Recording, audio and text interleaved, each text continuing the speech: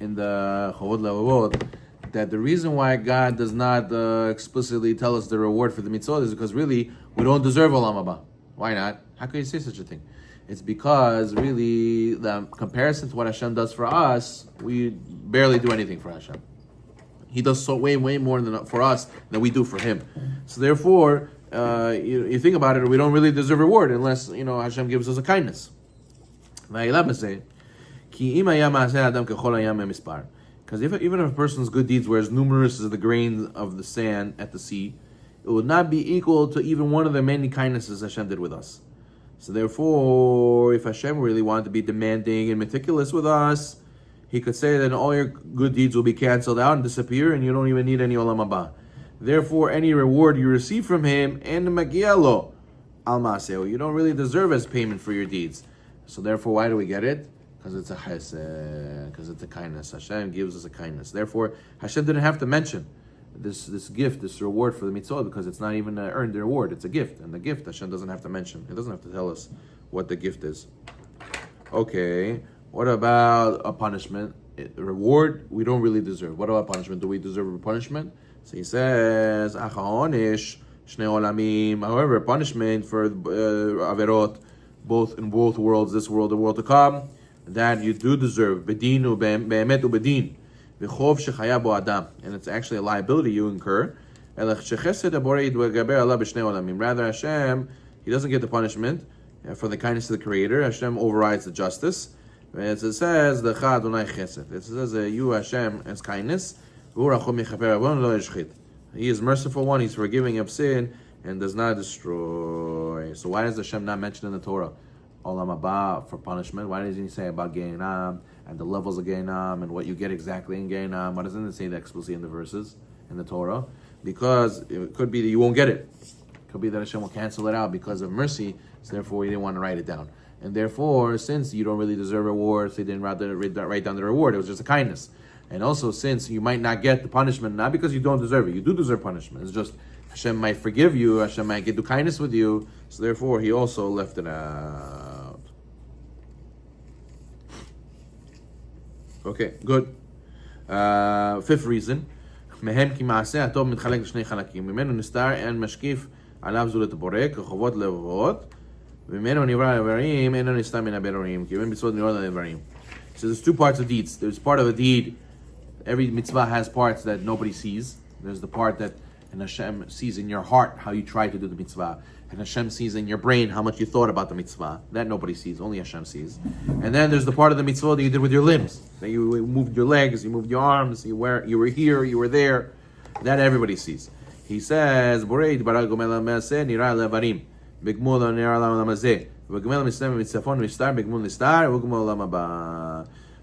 rewards the actions for your limbs in this world. And He gives you reward for the good deed that is in private and concealed with the reward that is concealed. And that's Olam Haba. So we said this last time, right? We said that the kavod you get in this world, that's your reward. That's why it's better never to get kavod. It's better to keep your mitzvot hidden and nobody should know. We said there's a couple of exceptions. We said that in a case where you inspire others to do, it's better to say in the public and to show other people that you did. But in general, there's no need for that. So then you should do it privately, because now when it's hidden, you'll get a reward in the world that's hidden, which is Olam Haba. As opposed to when you do it in public, you'll get a reward in Olam Hazeh, which is public. He says, that's like King David, he said also, how abundant is your goodness that you hidden away for those who fear you. What does it mean hidden away? For the ones who do the mitzvot in a hidden way. Nobody knows. Right. So therefore you see what? You see that what comes out is this reason. The reason is that Hashem didn't write down the rewards for the mitzvot is because you should know that since you some mitzvot you do in public, and some mitzvot you get in Olam Haba, so therefore it's not clear what you will get, and therefore that's why HaKadosh Baruch Hu didn't write it, because it's not supposed to be known to the public. It's not going to be. It's going to be each thing in private, right? Therefore, since the public has no knowledge of the good deeds and the sins that are done in private, and the reward and punishment for such deeds in Hashem's jurisdiction alone, the book of the Torah did not discuss the reward or punishment in the world to come. Because that's up to Hashem. That's nothing to do with other people. If we have to give Bedin a punishment to this guy, you have to give him skila that everybody has to see and everybody has to involve with. Okay, fine. So that the Torah writes it down because we have to do it. But if the reward and the punishment is only to Hashem because it's hidden, so what does it do with us? We don't have to know anything about that. Okay, fine. He says, where's this? Yeah, good. Sixth reason. He says, when discussing reward and punishment in the Torah, each prophet specifically spoke of the reward and punishment of this world. Because he was talking to people of this world, because he wanted to say things to them that will motivate them. You know, they said there'll be famine if we don't do the word of Hashem, and God will give us the land and peace and prosperity if we do the word of Hashem. So you see, he was speaking in matters of Olam Hazeh, with this world. He says, why? He says that but since Yehoshua, remember we said that Hashem spoke about Olam Haba to Yehoshua ben Yotzadak, the Kohen Gadol. He was so removed from earthly matters, so therefore he existed already in the spiritual world of the angels. So therefore Hashem had to encourage him with what he understands. And what does he understand? What speaks to him is Olam Haba. So the Torah is meant for everybody. So therefore what speaks to everybody? Reward and punishment, Olam Hazeh, in this world. And the Torah didn't mention about Olam Haba so much because not everyone's on the level to care or to know what Olam Haba means. So therefore, Yehoshua ben Yotzadak, who was on that level, so Hashem couldn't speak to him Olam Hazeh stuff. He didn't care about that. So therefore, he mentioned to him Olam Haba stuff. But us, in general, the general populace, that wouldn't really work. Number 7. Here's another reason why Hashem didn't mention the world, the Olam Haba, in detail. Even when you get Olam Haba, what's the purpose of going there? To enjoy? It's really to enjoy cleaving to Hashem. People think, in Olam Haba, there's going to be like a big banquet, and there's going to be meals upon meals, and smorgasbord, and there's going to be like these awesome mansions to live in, and there's such comfort to be part of. And it's mistaken, because really the bliss over there is what? The bliss is being connected to Hashem's Shekhinah, to be the getting from the radiance of Hashem. So therefore he says, what's the point of saying the reward of Olam Haba as if they're looking to get some pleasure? The idea is that the objective is to specifically to cleave to Hashem, to be drawn to His supreme radiance. As it says, it says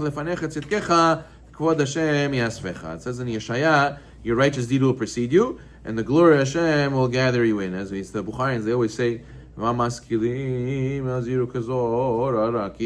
does that mean? The wise will shine like the radiance of the firmament. And what does it mean, the shining? What does it mean, this light? This means that it being cleaving to Hashem's light, the being favored by the Creator, and coming close to Hashem. He says in Parshat Bechukotai, it says many times that if we do the word of Hashem, Hashem will find favor in Hashem's eyes. And if we don't do the word of Hashem, Hashem's going to be, my spirit will reject you, or will not turn toward you, right? Hashem will be pushed away, the land will spit you out. So it comes out, what's the point? The root of the world to come is to be close to Hashem, so it was unnecessary to go into the details of the reward. The reward is not the main thing. The main thing is to be close to Hashem. But you have to know that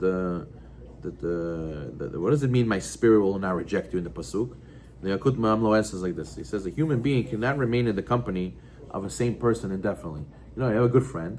If you hang out with him all the time, sometimes you get sick of him, time for you to go home already, if we hang out too much, we get bored of each other, right? He says, even if two people truly delight in each other, if they remain together and have no break, even a husband and wife, they don't have no break, their joy wanes, it's not so exciting. The first time it's exciting, after it's not exciting. But what happens when you have the delight of the company of Hashem? Over there, my spirit will not reject you, the Pasuk says. That the first time you experience Olam Haba, how exciting it is, that's how it's going to be always, for eternity. And they say the opposite. They say when a person does a sin and he has to pay for it in Olam Haba, and he regrets that he did the sin, he should have done the mitzvah, that pain and that regret, it never goes away. That intensity he has in the first moment, he'll have with him all forever and ever, the whole time of eternity in Olam Haba. Therefore, you see that since there's no bodies over there, that's why you feel intensity all the time. That's what it means. The Gemara says Torah scholars have no rest the world to come. Why do they have no rest? Because that extreme and high level of radiance of Hashem and the closeness to Hashem they experience, they will never get a rest from that. They'll always feel the intensity. It's as if they just came. It's as if they just started experiencing it. Okay, so what we're going to speak about next time is bitachon and how Hashem rewards to the mitzvot. A lot of times people do mitzvot and they see that Hashem doesn't give it right away, the reward. And we're going to see that the Rambam says, what's the reward for a mitzvah? Mitzvah, the reward of a sin is a sin. So how are you going to do the next mitzvah? You don't have money, if you don't have a house, you don't have a wife, you don't have a car, you don't have kids. So Hashem a lot of times gives us prerequisites in order to do the next mitzvah. But the reward is olam haba. But we see that sometimes the Hashem doesn't even give that. And we're going to see why. But a person has to know, Hashem promises, Hashem always delivers. And you have to have bitachon in that. Baruch Adonai.